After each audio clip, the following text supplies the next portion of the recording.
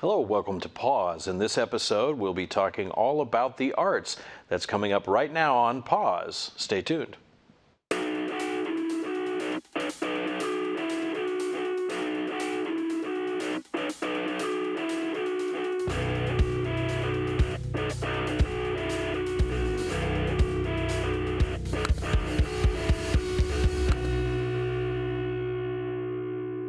And welcome back to Pause. I'm your host, Dr. Phil Hoffman, and joining us today is Jeffrey Imboden, who is in charge of the Performing Arts Series at the University of Central Missouri. Welcome, Jeff. Thank you. Good to be back. It's good to have you back, as always. One of our stalwarts here. So let's talk a little bit about Performing Arts Series before we talk about what's going on this upcoming couple of months. Let's talk about what it is. Sure. And a little bit of the history for folks that don't know about it. Well, it actually has a lot of history. It's in its 28th year at UCM. And before that, not saying that we didn't bring in concerts and guest artists and speakers before that, but this was something that was put together by then President Elliott, and it has transformed through the years. It actually, when I came in 8 years ago, we integrated the series into the College of Arts, Humanities, and Social Sciences, which made sense because we worked so closely with the music department and the theater department, and some with the art gallery and art and design, that it was a lot easier to do that. So we have been morphing into a different type of series. The Performing Arts Series is really all about bringing in outside artists. So a lot of times we try to do a residency with an artist, a performing artist, when I'm talking about. So a 2 or 3 day thing. We've had something that was created several years ago, our outreach, education outreach program.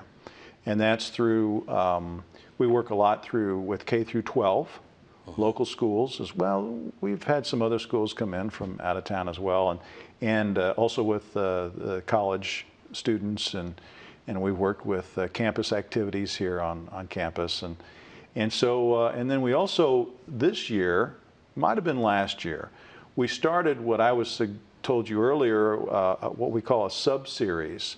So we did 3 smaller series within the umbrella of Performing Arts Series, or PAS. If you hear people say PAS, or some people call it PAS, or you hear that's what that is. And so, and it's worked really well. We have what's called the Guest Artist Series, and those are the outside artists.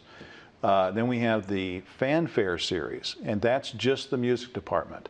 And they have quite a bit going on, as I showed you the brochure. There's particularly in the spring, March and April. And then we have the Premiere Series. And the Premiere Series, we say it showcases the best of UCM and the College of Arts, and that's theater and music. And we also, again, have some collaboration with the art department. So it's a lot. I mean, there are a lot of events, a lot of activities, and especially as you mentioned, as you get into the later part of spring where the music department is just crazy, there's so many events. Exactly. How do you, as the person that's in charge of this, how do you keep all this straight? I mean, you've been doing it for a while. So. I have been doing it for a while, and when I first came in, we were only doing about 8 to 12 shows a year. And now it's a lot more than that, as we just said. And the residency part really does take a lot of time. We just had a great group in January, the We Trio.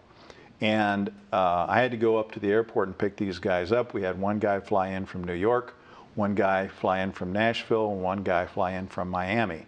Now they're a jazz trio, but they don't even live in the same towns. So people were amazed that in 2 days these guys got together and put on a phenomenal concert. But also we were able to take those guys around we took them over to the high school, and they met with 2 of the jazz bands at Warrensburg High School.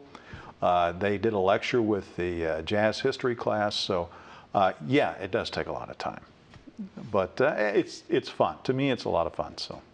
And having that experience for the students obviously is a great thing because they get to talk to somebody who's actually making a living in the performing arts.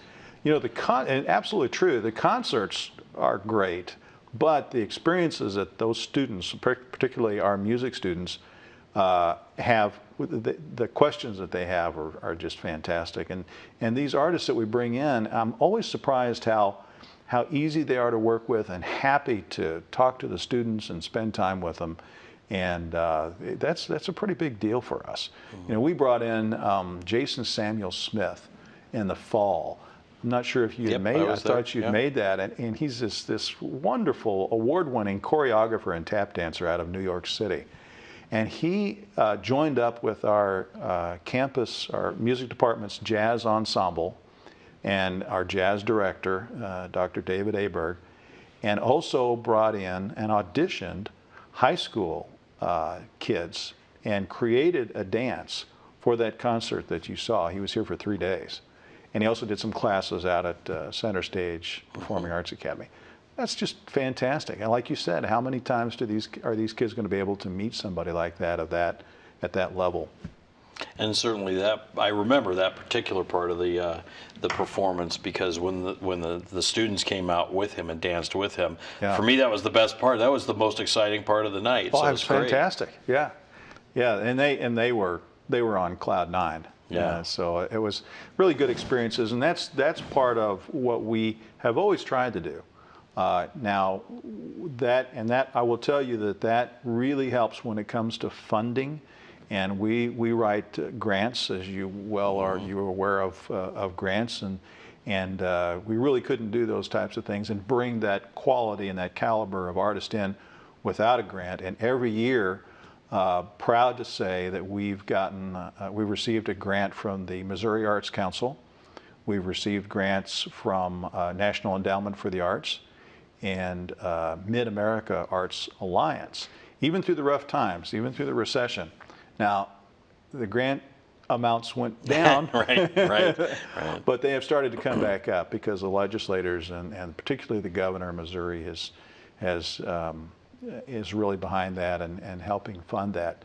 So, and you have to, when you write a grant, you have to show what you're doing as far as outreach, not only in the schools, but in your community as well. So as we look at the upcoming schedule in the next few months, there's a lot of activity. Right. But one thing immediately here in just a few days, one of your premiere series is coming up on the 23rd. So let's talk about Night at the Opera. Night at the Opera. Well, we have some fantastic professors over in the music department who are also very talented performers. And they travel not only nationally, some of them travel internationally and perform on stage. And Christy Haney is one of them. She's a vocal professor here on campus. And she's into opera as well as cabaret and musical theater. And she and several of the voice faculty at UCM, along with a couple of special guests, will be putting on what they call a Night at the Opera. Just a little bit of everything for us. And we also have been, last 2 years, we've been putting on an opera, and we're going to be doing that again in April. So looking forward to that. But yeah, that's coming up quick, February 23rd. Absolutely. Yeah. So when you think about that's a little bit of a different kind of event in terms of a regular opera versus what you're talking about, which sounds like taking various pieces and sort of doing a cold performance, all right? It is, yeah. And what's nice about it too is there's a couple of things that we try to do, and it's been working very well, is we project the words up on a screen behind the singers. And that really helps when people can understand what they're saying in those Italian songs and German songs. And as well as the performers take time to talk about the song and the performance in between the numbers. And it's true. It's a lot more intimate, personal type of presentation. And one thing too, is my experience anyway, is folks will say, well, opera, I don't go to the opera. That's only highfalutin people go to the opera. but I've had the opportunity to go to a few operas, and like you said, when you understand what's going on, Yeah. and you have the words up there, and you can understand what people are saying. I mean, for me, it's a great combination, fusion of all of the arts, because you're usually going to have some dance, and there's obviously theater, and there's music. Theater in all there, together. absolutely there is. Yeah. Yeah. And if opera is not their cup of tea, that's several days later on I think it's March 9th, I've got a completely different show coming in. They're called Maraca 2 and the World Percussion Group. And they're bringing in about 8 to 10 different people. And these are professional percussionists, if it's hard to say. Mm-hmm. And we're going to put them in Hendricks Hall. Now, the opera is going to be in Hart Recital Hall. It's that's a perfect place for opera. But the percussion, we're going to have Hendricks Hall stage just full of all kinds of different, and it's going to be a lot of fun too. So if, and again, for our viewers out there that maybe aren't familiar with the facilities, I want to take just a minute here to talk a little bit about it. You know, when I think of Hendricks, I mean, Hendricks is this huge, you know, theater, beautiful theater from the 20s, right? Is that when it was built? 1923. Yeah. That's a whole other kind of way to experience any performance, because it's just this beautiful, big theater. And I know you've been working in the last couple of years, especially with the college, to try to update and to freshen the theater. So let's talk a little bit about Hendricks and what it's like there. Oh, I'd love to. It's kind of my baby. As a matter of fact, I petitioned for a long time to get an office over there, and I have one right underneath Hendricks Hall, and also around the corner from Hart Recital Hall. Hendricks Hall is really a unique. It's the only kind of its venue of its kind within about a 45-mile radius. One of the reasons is it seats 1,400 people, and it was built in 1923 to actually house the entire student body of the college at the time, which was about 1,100 students. So they had everything in there. They had convocation, they had senior exams, graduation, everything in there. And over the years, it has been used literally for everything. And it's probably being used more now. And it's right in the middle of campus. Parking is okay. You know, it's typical campus parking. Right. But we do have a visitors parking lot on one side there. So, but it's being used for everything. There are high schools have their graduations there. Churches come in and have their Sunday morning services. We've had astronauts and heads of state speak there. And of course, a lot of theater. And our music department has to use it for the bigger ensembles, the symphony and the bigger choral groups. And the jazz group also plays in there.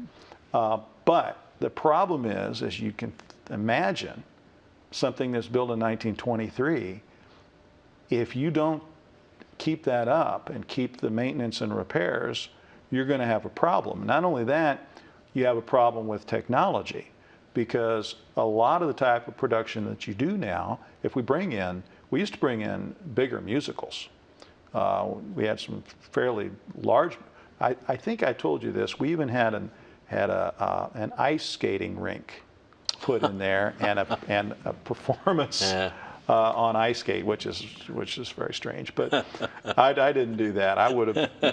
And we've had acrobats and all kinds of things in there. But the problem is keeping up with the technology, the needs that you have to have for these shows in a 1923, the limitations of that house. But also it has been ignored a little, and that's no pointing fingers. That's not one person's fault. But it's at the point now that there's some things need to be done. We have started within the last 2 years. Some out of necessity. You have things, cables break or stage fixtures stop working. You probably have that in the studios. I'm painfully aware. Absolutely. We had to replace the curtains, all of the curtains, this last year. Not an inexpensive thing to do, but those were fairly old, and they lost the fire retardant, and so we had to replace those. We had to, for safety reasons, we had to replace some of the lighting in the balcony and things like that. So those things that people don't necessarily the first things you see when you come into a theater is the beautiful ornate colors and the carpeting and the seats and things. But there's a lot of stuff behind the scenes. But we're to the point now where there's some major things that we want to do. And it's a common story, as you said earlier, with big theaters like this. They have big flat roofs oftentimes, which create problems for you because water finds a way in. And certainly the style of the stage in the 20s and sort of the backstage area, especially for a show today, a big show, it's hard for them to load in. And then you're landlocked with Hendrix too, so you can't roll a semi up back there and just offload. So there's a lot of challenges, but still the venue itself is absolutely gorgeous. If folks haven't been down there, you should stop by the University of Central Missouri campus and just wander in one day. It is, and what's great about it, it's because it's been here so long, there are people that grew up going to events in Hendrix Hall, and they have wonderful memories. I'll bring in 1,000 third graders, and then they'll come back here to go to college, and they'll remember being in this hall. So people have these wonderful memories of this place. It's not saying that that we don't need a performing arts center. That there has been a lot of discussion about that. We're actually, I've said this before, I've said it at public meetings, we're actually venue poor. This town is venue poor.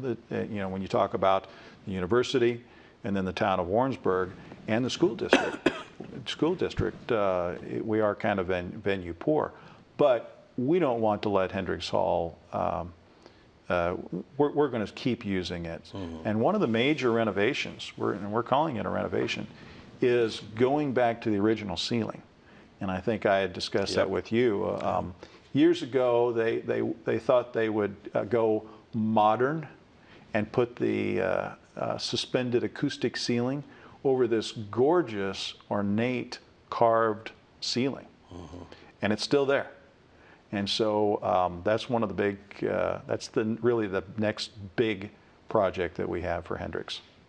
But it's a lot. I mean, when you think about, especially nowadays when people sit at home and watch Netflix and they don't leave their houses, you think about a venue that has that many seats.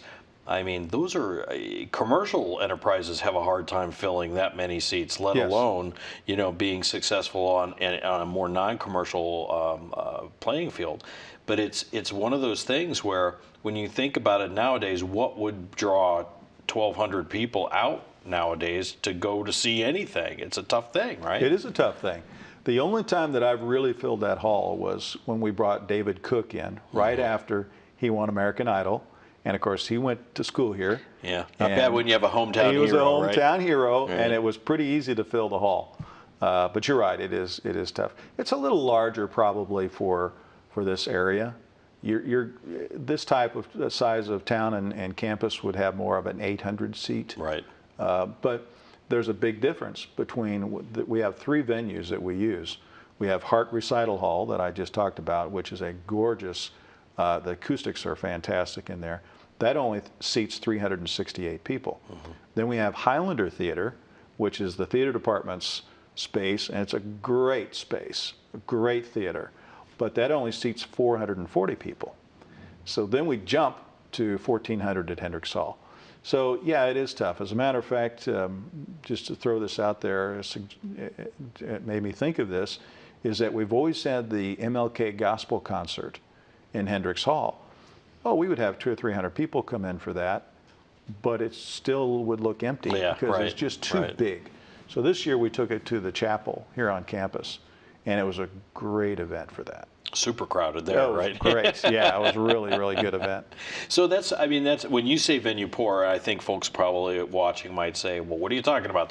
You're talking about all these places. Yeah, there's 3 of them on campus. But part of the challenge is you need the right size venue for the right type of event, and then each venue and type of event needs the right sort of facilities and backstage setting and things like that, so that you can do what you want to do in terms of the production. So it's tough. It is tough. Plus, this university is growing. I mean, those 3 venues that I just mentioned, The primary purpose is to take care of 14,000 students, Right. university students. But we also know that the community has needs for that space, particularly for Hendricks Hall. As I said, it's booked up. I looked at the schedule. It's sometimes hard for me to get in there. And, I'm the on-site manager for the hall, and it's hard to keep up because it's being used a lot, which is great. Right. That's wonderful to have That's that what venue. you want. Yeah. So I know we talked, I'm getting off track here a little bit, that's all but right. we talked about some of the other upcoming events later this spring, and I know we have the opera you mentioned coming up, but also coming up in Highlander in April is Taming of the Shrew, right? Yeah, the theater department is doing Taming of the Shrew, and they just do a wonderful job. Award-winning theater department at UCM. And now those tickets will be through their box office. They have their own box office. And you can go online and ucmo.edu/theater and look at their schedule. But yeah, they always have and that's the thing, they have a great theater. Highlander Theater is where they have their productions, but they're in there all the time. They use it as classroom space. They use it as a teaching space, as well as different performances and productions. So yeah, they do a great job.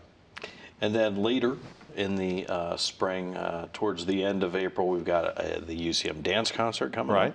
up. And then you're sort of wrapping things. Well, I shouldn't say that. There's a performance off campus too. There is, yeah. So do you want to talk a little bit about that? Oh, sure. Yeah, we've always had what we call the President's Gala, and that's really showing off our premier music groups out of the Department of Music. And 3 years ago, would have been 2013, we were extremely fortunate to be able to go up to Kaufman Center for the Performing Arts. I think that's what it's called. We'll check. Anyway, We'll Google Kaufman it, Jeff. Center in Kansas City, and perform in Hellsberg Hall, which is just a fantastic hall. And it's about, speaking of how big, that's 1,400 seats. Yeah, right. So that gives you the idea Sure. of how big our hall is. But what a great experience for our students to be able to perform in a world-class facility. Well, we talked about, maybe we should do that again. And this year we're doing that. March 29th of this year, we're taking our premier groups. And when I say those, that's our symphony orchestra, it's our wind ensemble, our jazz ensemble, our choral group, and also our new music technology group. And we're going up there. And what's nice about that is that we raised the money, and it took us 3 years to raise enough money again to rent that facility. We have to rent that. And they're great to work with. The people up there are wonderful. But we have to pay for that. But we worked it out where you do have to have a ticket, but it is free. The attendance is free, but you do have to get a ticket. And we're really excited about this. Well, and obviously it's a beautiful facility, Yeah. world-class kind of acoustics and things like that. So really, and an opportunity for the students, obviously, to Right. play. Not that Hendricks isn't great, but to play in a hall like that is another chance, another venue to do something a little bit different. You bet. And then along with that, you and I were talking earlier about something that we're starting, a fundraising campaign. And part of this is for Hendricks Hall, the restoration of the ceiling and renovation of Hendricks Hall. We're starting something that's going to be a 24-hour fundraising campaign called A Day of Giving to the Arts. And we're working with the UCM Foundation. Really excited about this. There's going to be a website. We'll be putting out a press release and a news release about this. And we'll let people know how they can do that. But it's something that we're going to build up to. March 29th at 7 o'clock that night, when the performance starts at the Kaufman, we start what's called the Day of Giving to the Arts. And people are going to be able to give any amount of money they want. There's no minimum or, obviously no maximum. But the idea is to get a lot of people involved in the excitement of supporting the arts at UCM. So that's coming up March 29th. 29th, you And bet. if folks would like to get some information about that, who do they contact, or how do they find out more about being involved in that? Right now, we're actually meeting this Friday to put a press release out about it. So I don't have the website address. I will, by next week, have it on my website address, by So the they way. can always check on the UCM PAS .com. website. Well, yeah, I actually use a .com, Okay. UCMPAS.com. Okay. Yeah. So, and if folks want to find out more just about the Performing Arts Series, or Sure. if they're interested in tickets, where do they go to find that information? Same thing, UCMPAS.com. I think you also have the UCMO.edu/PAS. Either one of those will get you to our site, and then it tells you about every show. It tells you whether it's ticketed or not. Some of our shows are free. The ones you and I just talked about are ticketed. You know, the night at the Opry is $3 for students and $7 for adults. So, and then they can buy tickets right from that site. Great. Well, Yeah. thank you for joining us, Jeff. Hey, We it's been appreciate great. you being here today. Check out the arts. Thank you so much. We'll see you next time on Pause.